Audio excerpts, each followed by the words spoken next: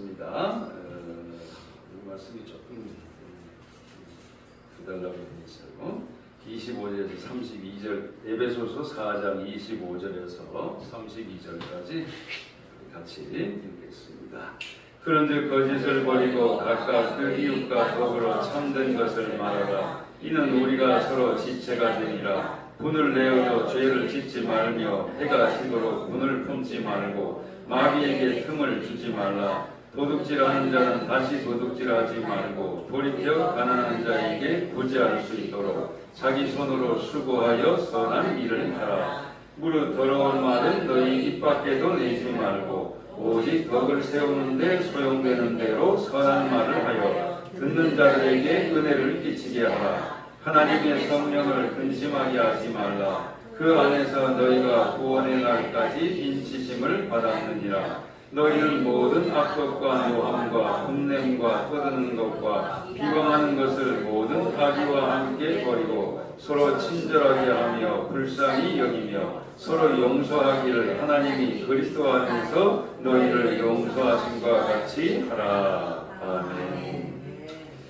다시 한번 기도하겠습니다. 주님, 이 시간 하늘 문을 여시고 또 이 시간 저희들의 마음 문도 열어드리오니 주님 좌정하시고 우리가 주님 안에 주님의 말씀이 우리 안에 거함으로 무엇이든지 구할 수 있는 은혜가 넘쳐나게 하여 주옵소서. 주님과의 교제의 문이 활짝 열려서 우리의 영과魂과 육이 주님 오실 그때까지 건강으로 보존되게 하여 주옵시고 또 세상 살아가는 동안 늘 예수 믿고 구원의 복된 삶을 힘있게 전파할 수 있는 입술의 권세도 허락하여 주옵소서. 예수님 이름으로 기도하옵나이다. 아멘. 네, 오늘 말씀의 제목은요, 새로운 삶을 위한 지시들입니다. 그런데 이 말씀을 보면 우리가 다 같이 읽었지만 이게 과연 새로운 건가? 사실은 지당하신 말씀인데 그런데 새로운 삶을 위한 지시들이라 이렇게 제목을 붙여놨어요. 제가 지은 제목이 아닙니다.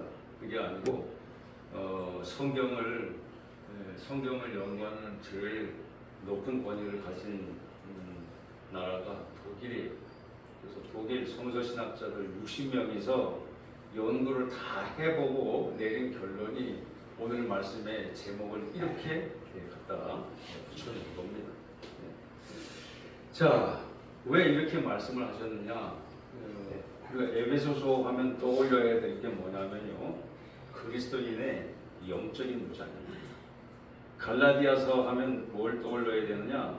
그리스도인의 자유에 대해서. 근데 에베소서에서는 그리스도인의 영적인 무장을 이루라는 게 주제로 되어 있는 겁니다. 그러면 에베소서 교회는 영적 무장을 어느 정도로 이루었는가? 에베소서 교회는 소아시아, 지금의 터키 쪽에서 제일 큰 교회였었어요.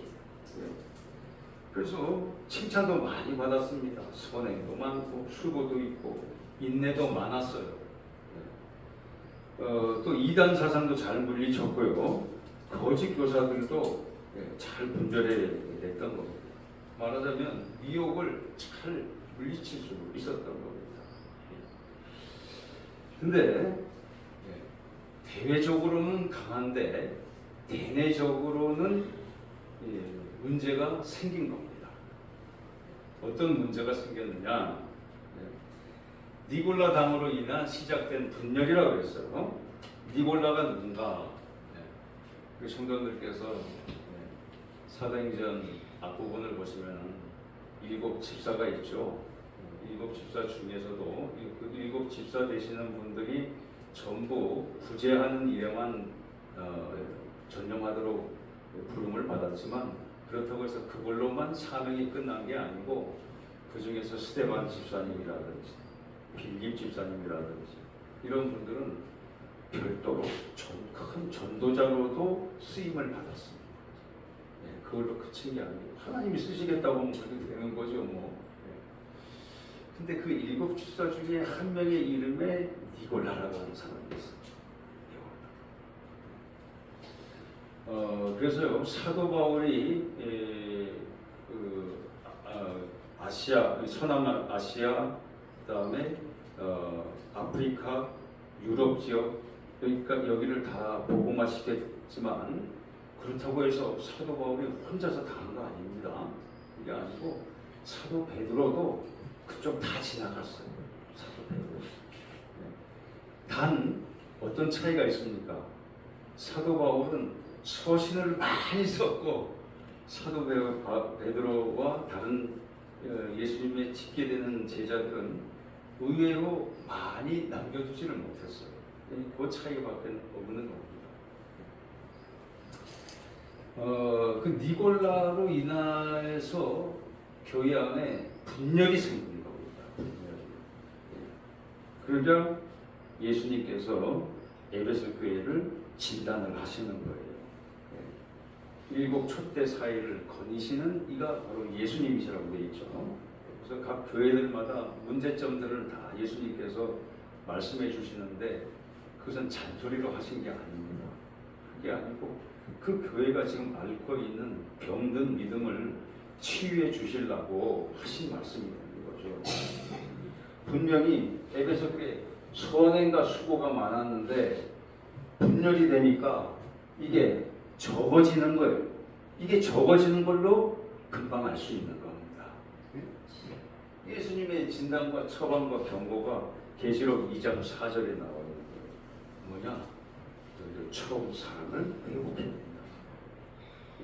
처음 사랑이 뭐냐? 우리 같이 선포합시다. 처음 사랑이란 구원의 감사와 감격을 말합니다. 처음 구원을 내가 구원받았다고 하는 그 은혜 거기에 대해서 감사하고 감격하는 그 마음, 그걸 회복을 해야 된다. 회복을. 그래서요 이 말씀이 다 똑같은 말씀입니다. 그리스도인의 영적 무장. 영적 무장 어떻게 하는 겁니까? 기도만 많이 하면 영적 무장입니까? 그게 아니고 이제 보면 알죠. 처음 사랑을 회복하는 것, 구원의 감격과 감사, 새로운 삶을 위한 지시에 순종하는 것, 이게 다 같은 말이에요. 근데 말하자면 처방전을 주시고 처방전 안에는 우리가 약이 들어가 있잖아요. 처방전 주면 약으로 교환하잖아요. 그 알약이 4개로 되어 있습니다. 4개로. 첫 번째 영적 무장, 진실한 관계를 맺어야 돼요. 진실한 관계. 좀 이따가 자세히 말씀드릴게요. 두 번째가 선행을 회복하라는 거예요. 나 옛날에 선행해 놓은 게 많아가지고 할 필요 없어요. 그렇게 하면 안 된다는 거예요. 그건 지나간 거고 오늘 내가 선한 행실을 하는 사람이 되어야 되는 거예요. 오늘 은혜로운 말을 하래요. 은혜로운 말. 은혜로운 말. 입술 말하는 걸 보면 그 사람 알 수 있는 거잖아요. 은혜로운 말. 그 다음에 용서를 하라는 겁니다. 성도님께서 믿음 생활하면서 어떤 실적보다도요, 우리 같이 선포합시다. 용서 실적이 많아야 한다. 그게 예수 잘입니다. 용서 실적이 많아요. 왜? 예수님께서 우리를 용서하셔서 우리가 산 거 아닙니까? 그럼 우리도 누군가를 용서하면 그 영혼이 살 수 있다는 거예요. 용서 실적이 많다는 것은 구원 실적이 많다는 거하고 똑같은 말이에요. 성령 기도를 할 때도 우리 성령을 충만히 받아가지고 성령께서 인도해 주시는 기도로 나아갈 수 있어야 돼요. 내가 육신대로 기도하면 용서가 그렇게 안 됩니다. 좋은 사람 위해서도 기도가 잘 안 나오는데 나한테 해를 끼친 사람 위해서 어떻게 기도가 나옵니까? 근데 참 놀랍습니다. 성령께서 가르쳐 주시고 인도해 주시면요, 기도해 주시면서도 그 영혼이 그렇게 불쌍할 수가 없어요. 그러면서 우리가 어떻게 되느냐? 우리 같이 선포합시다. 우리는 형님들 믿음을 갖게 된다. 형님처럼, 언니처럼 그 마음이 넓어지게 되어 있어요. 네. 그래서 예전에 나쁜 일들은 먼지처럼 여겨지게 되는 거예요. 유치해 그냥. 네. 그걸로 싸웠던 것도 유치하다. 그 자체도. 첫째, 진실한 관계입니다. 진실한 관계. 추상적으로 하신 말씀이 아니에요. 거짓을, 자, 우리가 좋은 관계를 가지려면 서로 간에 한 가지 원칙이 있어야 되는데 진실해야 돼요. 만약에 진실하지 않을 때는 어떠냐? 성경은 뭐라고 말씀하고 있냐면요. 진실하지 않을 때는 지체가 약해진대요. 그게 무슨 뜻입니까? 이웃은 나의 지체라는 뜻이에요. 그 이웃이 있어서 나도 있는 겁니다. 우리 화초를 보면요. 화초를 보면 서로 이렇게 모여서 사는 거 보면 참 신기하잖아요. 근데 같이 이렇게 군락을 이루면서 이렇게 살면 그렇게 튼튼할 수가 없어요. 그 왜 그래? 서로 의지가 돼 있어서 그런 겁니다. 눈에는 위에서는 안 보이지만 속으로는 뿌리끼리 서로 얽혀 있어가지고 그게 그렇게 든든한 거예요. 물이 와도 떠내려가지도 않고 이웃이 내 지체라는 걸 알아야 되는 거예요.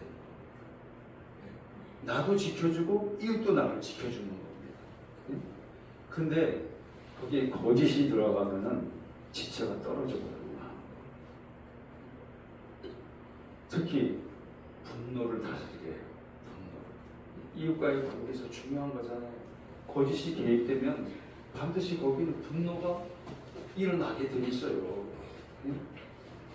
근데 또 어떻게 다스리는 건가? 해가 지도록 분노를 품지 말래요. 해 떨어지면 분노 유효기간도 끝나는 거예요. 해가 떨어지면. 만약에 해가 떨어졌는데도 분한 마음을 그대로 간직하고 있으면 어떻게 되느냐? 그게 마귀에게 틈을 주는 거라는 거예요. 분노를 밤에까지 갖고 있으면 그게 이제 마귀가 나를 조종하려고 작업을 시작하는 순간이라는 겁니다. 그 찬스를 우리가 기회를 우리가 그냥 내주는 거예요. 그리스도인들은 예수를 믿고 아브라함의 복을 받았기 때문에 우리는 복을 받게 돼 있어요. 저주를 해도 저주는 안 통하게 돼 있다고요. 단 우리는 한 가지만 조심하면 되는데 우리 스스로 무너지는 것만 조심하면 돼요. 우리 스스로 무너지는 것만. 두 번째는 선한 일을 하랍니다. 근데 구체적인 내용이에요. 이것도 이게 좀 이런 말이 왜 나올까? 도둑질을 하지 말래요. 아니 그리스도인이 도둑질을 해요? 이런 말은 사실은 나오면 부끄러운 말이잖아요. 그죠? 근데 도둑질 하지 말라는 거는 에베소 교회 교인들 중에서 도둑질 하면서 교회 나온 사람이 있다는 뜻이잖아요. 지금. 예? 근데 사도 바울이 그걸 정확하게 지적을 하고 범죄하는 그리스도인을 어떻게 생각해야 될까요? 예전에 대도 아무개라고 있었어요. 전과가 십몇 법이야. 예수 믿고 어떤 얘기가 있었냐면 그 사람을 옹호하는 사람이 있더라고. 굉장히 예수를 믿었다는 이유만으로 옹호를 하더라고. 근데 예수를 믿고 난 다음에도 간증하러 전국을 다니면서도 또 범죄하고 또 범죄했어요. 그랬더니 어떤 분이 이렇게 얘기를 하더라고. 그 사람이 예수를 믿었으니까 도둑질 2번 할 거 1번밖에 안 하고 4번 할 거 2번밖에 안 했다는 거예요. 이건 궤변이에요, 궤변. 그 궤변에 속으면 안 된다고. 또 이런 얘기도 있어요. 저기 미국 쪽에서 나오는 얘기인데 유대인들은 11조를 철저하게 하기 때문에 도둑질을 한 것 가지고도 10분의 1을 한대. 그것도 궤변인 거예요. 제가 왜 궤변이라고 얘기하냐면 우리는 성경을 기준으로 살아야 되는 겁니다. 성경에는 뭐라고 돼 있어요? 2번 할 거 1번 하라고 얘기 안 돼 있어요. 도둑질하고 가지고 11조 하라고 안 돼 있어요. 그래서 민족의 피를 빨아먹는 세리들 원래 10분의 1만 가져가야 되는데 거기다 자기들 거 몫을 더 붙여가지고 자기 동족 피를 빨아먹는 그 세리들, 그 세리들이 갖고 오는 헌금은 유대인들이 안 받았어요. 더러운 돈이라고 해서 안 받았다고요.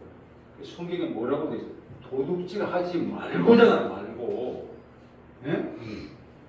도둑질을 절제하고라고 안 돼 있잖아요 지금. 예? 도둑질 하지 말고 아예 안 해야 된다니까. 예? 그 다음에 손으로 직접 수고해서 정직하게 수고해서 얻은 것으로 선한 일을 하라. 어떻게 선한 일을 하는 건가? 공동체를 위해서 나누려는 거예요. 그래서 믿음 생활이 개별로 하는 걸로만 끝나면요, 우리는 세상에 나타날 게 아무것도 없어요. 그래서 믿음 생활은 사실은 단체 생활이기도 하는 거예요. 세 번째, 은혜를 끼치는 말이에요. 무릇은 모든 이라는 뜻이에요. 모든 더러운 말은 입 밖에도 내지 말고.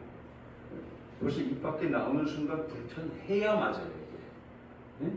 불편해야 맞아요. 제가 중고등학교 다닐 때는 아주 그냥 욕하는 게 그냥 입에 달고 살았거든요. 근데 그렇게 하니까 그게 나쁜 건지도 몰랐다고요. XX는 그냥 예사야, 예사. 근데 예수를 믿고 목회자가 되어보니 이제는 목회자 체면 때문으로라도 벌써 더러운 말이 여기까지 올라오면 여기서 다치는 거예요. 오직 덕을 세우는데 소용되는 대로 듣는 자들에게 은혜를 끼치라. 이게 뭐예요? 말하는 것도 내 개인의 입으로 생각하지 말라는 거예요. 왜? 나는 한 입으로 말하지만 듣는 사람은 엄청나게 많은 귀들이 있어. 예? 나는 한 번 얘기했는데 듣는 사람들은 주변에 너무도 많다니까. 예? 나의 입이 뭐냐? 우리 같이 선포합시다. 우리의 입은 성령의 지체이다. 성령의 지체. 그래서 성령의 지체대로 사용되지 못할 때 어떤 현상이 생기냐? 내 마음속에 불안해요. 편하지가 않다고요. 나쁜 말을 토해내고 편하지가 않습니다.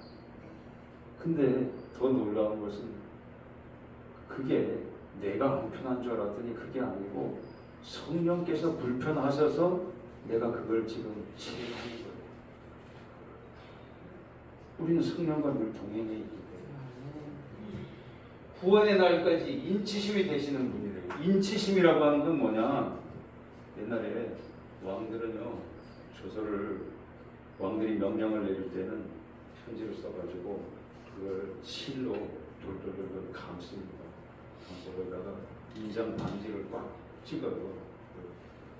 반지인데 도장으로 되어 있습니다. 그걸 꽉 찍어요. 그걸 인친다고 이야기합니다. 옛날에 보증 수단이에요. 보증 수단. 성령께서 구원의 날까지 우리를 기계 인치신 되시는 공동 번역에는 보증이 되시는 분이라고 그랬어요. 뭐냐면 성령께서는 우리 구원을 위해서 우리 같이 선포합시다. 성령께서는 우리 구원을 위해서 강한 책임감을 갖고 계시다. 책임감을 갖고 계시다. 내가 저 영혼은 이제 포기해야 되나? 성령께 여쭤보면 대답이 늘 똑같아. 결국 포기하지 말게. 이제는 좀 포기해야 될 때가 아닌가. 근데 성령의 생각은 완전히 다르세요. 성령께서는 책임감이 우리보다도 말할 수 없이 강하신 분이시기 때문에 그렇다고 합니다. 넷째, 용서하랍니다. 용서하라. 우리가 용서를 잘하는 방법이 뭐냐? 이걸 버려야 돼요. 뭘 버려야 되냐? 악한 마음을 버리는 거. 노함과 분냄을 버리는 거예요. 그 다음에 그걸 가지고 남의 흠을 가지고 떠드는 거. 그걸 우리가 버려야 되는 거. 비방하는 거. 응? 옛날에 그냥 고리짝 일까지 다 끄집어내가지고 예. 모든 악의를 다 버려야 되는 것이. 어떻게 버리는 겁니까? 어떻게? 같이 선포합시다. 매주 토요일까지는 분리수거하자. 매주. 적어도 주일날 오실 때에는 이걸 다 버리고 오셔야 돼. 예? 네. 토요일날까지는 쓰레기, 마음 청소하는 날에 진짜로. 예? 다 깨끗이 분리수거하고 주일 맞이하셔야 돼요. 실천해야 될 것들. 서로 친절하게 하며 불쌍히 여기며 서로 용서하기를 하나님이 그리스도 안에서 너희를 용서하신 것이야. 우리를 용서하신 거지. 우리 죄를 사하여 주신 것처럼 우리도 이웃을 용서하게 해달라고 주기도문에 노다지 외쳐도 실천은 잘 안 된다. 이 사진이 제가 이걸 제작을 할 때 AI 도움을 받다 보니까 이 사진이 이렇게 들어왔더라고요. 이 사진을 내가 찾아낸 게 아니라서 도대체 인공지능이 이 사진을 여기다가 왜 갖다 놨을까 생각을 해봤어요. 아마 이런 것 같아요. 두 분이서 부부 사이인데 부부 싸움을 했어요. 네? 남자가 아마 잘못한 모양이지. 보통 부부 싸움은 대체로는 남자들이 잘못인가 봐. 그러니까 여자분이 화가 나가지고 이 남자분 물건을 쓰레기통에 다 던져버렸어. 네? 네. 남자가 잘못했다고 하니까 용서하는 마음으로 쓰레기통에서 찾는 장면 아닐까? 찾는 장면이 아닐까? 새 삶을 위한 지시가 결코 새로운 것 같지가 않아요. 아주 당연한 거고 우리가 들어왔던 말씀들이잖아요. 근데 말씀의 제목이 새 삶을 위한 지시들로 되어 있어요. 왜 그럴까요? 그건 뭐냐면 목적이 이것이기 때문에 그런 거예요. 그래서 교회를요, 구약에 비유하면은 교회를 구원의 방주라고 이야기합니다. 근데 신약에 와가지고는요, 방주보다도 더 큰 역할을 하는 거예요. 네, 우리 같이 선포합시다. 교회는 구조선이다. 구조선인 거예요. 신약에 와가지고. 왜?